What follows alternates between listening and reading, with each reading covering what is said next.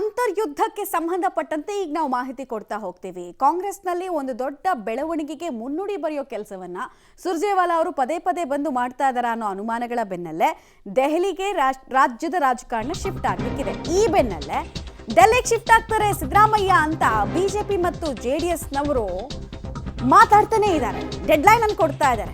ಪಕ್ಷದ ಒಳಗಿನ ಕೆಲವರಿಗಷ್ಟೇ ಇಷ್ಟ, ಉಳಿದವರಿಗೆ ಕಷ್ಟ. ವಿರೋಧಿಗಳಿಂದ ಡೆಲ್ಲಿ ಶಿಫ್ಟ್ ಪ್ರಚಾರ. ಸಿದ್ದರಾಮಯ್ಯ ಫುಲ್ ಅಲರ್ಟ್ ಆಗ್ಬಿಟ್ಟಿದ್ದಾರೆ. ಒಬಿಸಿ ಸಲಹಾ ಮಂಡಳಿ ಸಭೆಗಷ್ಟೇ ಸೀಮಿತ ಅನ್ನೋ ಸಂದೇಶವನ್ನು ಅವ್ರು ಕೊಡಿಸ್ಬಿಡ್ಬೇಕು ಅಥವಾ ಕೊಡಬೇಕು. ಅವ್ರು ಕೊಟ್ರೆ ಸಾಕಾಗಲ್ಲ, ಅದು ಎಐಸಿಸಿ ಇಂದನೇ ಬರಬೇಕು. ಹೀಗಾಗಿ ಆಪ್ತರ ಬಳಿ ಸಿದ್ದರಾಮಯ್ಯ ಅವರು ಮನದ ಮಾತನ್ನಾಡಿದ್ದಾರೆ. ಹಾಗಾದ್ರೆ ಆಪ್ತರ ಹತ್ರ ಸಿಎಂ ಸಿದ್ದರಾಮಯ್ಯ ಹೇಳ್ಕೊಂಡಿದ್ದೇನು? ಕಳೆದ 15-20 ಡೇಸಲ್ಲಿ ಒಂದ್ಸಲ ಇಕ್ಬಾಲ್ ಹುಸೇನ್ ಹೇಳ್ತಾರೆ 100 ಜನಕ್ಕೂ ಹೆಚ್ಚು ಶಾಸಕರು ಡಿ.ಕೆ. ಶಿವಕುಮಾರ್ಗೆ ಸಪೋರ್ಟ್ ಆಗಿ ನಿಂತಿದ್ದಾರೆ ಅಂತ ಅಂತಾರೆ. ಅದಾದ ಬೆನ್ನಲ್ಲೇ ಆತುರವಾಗಿ ಬಂಡೆಯಂತೆ ಈ ಸರ್ಕಾರ 5 ವರ್ಷ ಇರುತ್ತೆ ಅಂತ ಸಿದ್ದರಾಮಯ್ಯ ಹೇಳ್ತಾರೆ. ನಂತರ ಆಗದೇನು, ನಾನೇ 5 ವರ್ಷ ಸಿಎಂ ಅಂತಾರೆ.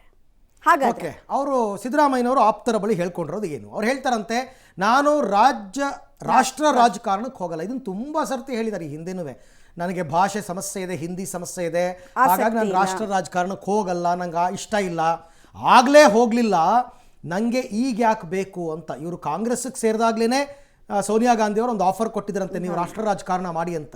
ನನಗಿಷ್ಟ ಇಲ್ಲ, ಈಗ ವಯಸ್ಸು ಕೂಡ ಇಲ್ಲ, ಇದೇ ಕೊನೆ ಎಲೆಕ್ಷನ್ ಅಂತ ಬೇರೆ ಅವರು ಈಗಾಗಲೇ ಡಿಕ್ಲೇರ್ ಮಾಡ್ಕೊಂಡಿದ್ದಾರೆ. ಹಾಗಾಗಿ ನಾನು ಯಾಕೆ ಹೋಗಬೇಕು ಅಂತ, ನಾನು ಯಾಕೆ ಹೋಗ್ಬೇಕು ಅಲ್ಲಿಗೆ?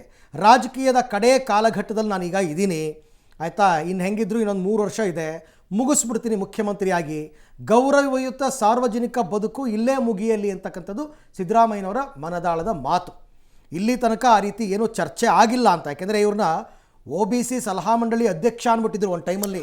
ಆಮೇಲೆ ಇವರೇ ಅಧ್ಯಕ್ಷ ಅಲ್ಲ, ನಾನು ಸದಸ್ಯ ಅಂತೆಲ್ಲ ಹೇಳ್ಕೊಂಡ್ರು. ಸಭೆ ನೇತೃತ್ವದ ಬಗ್ಗೆ ಡೆಲ್ಲಿಗೂ ವಿವರಣೆಯನ್ನು ಕೊಡ್ತೀನಿ ಅಂತೆಲ್ಲ ಅವ್ರು ಹೇಳಿದ್ದಾರೆ.